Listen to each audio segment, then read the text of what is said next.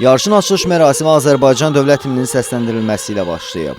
Bundan sonra Gənclər və İdman naziri Fərid Qayıbov, Azərbaycan Qış İdman Növləri Federasiyasının prezidenti Fuad Nağıyev, Beynəlxalq Xizək Federasiyasının prezidenti Kim Jae yol çıxış ediblər.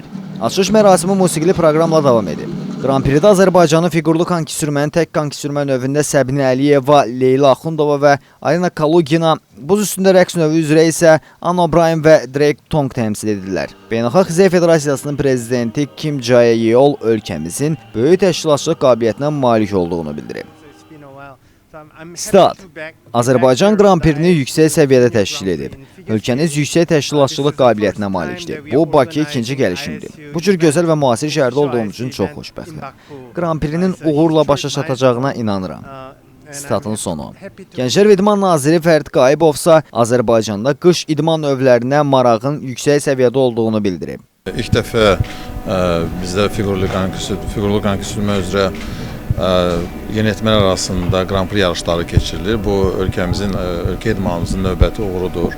Bilirsiniz ki, bir çox idman növlərindən müxtəlif iri miqyaslı beynəlxalq yarışlar ölkəmizdə keçirilir. Ötən həftə sonu yenə də uğurla Formula 1 yarışları keçirildi. Bu həftə sonu digər böyük yarışlar, multi idman yarışları başlayacaqdır və məhz buna görə də bəlkə bizim bu idmanda çox aktiv olduğumuza görə Bakını növbəti ildə dünyanın idman paytaxtı seçilibdir. Turnirin ilk günündə yarışın kişilər arasında qısa proqramı keçirilib. Nəticələrə əsasən Cənubi Koreyalı idmançı Min-kyu Seo 82,67 xalla ilk pillənin sahibi olub. Qeyd edək ki, Grand Prix sentyabrın 26-sında başa çatacaq.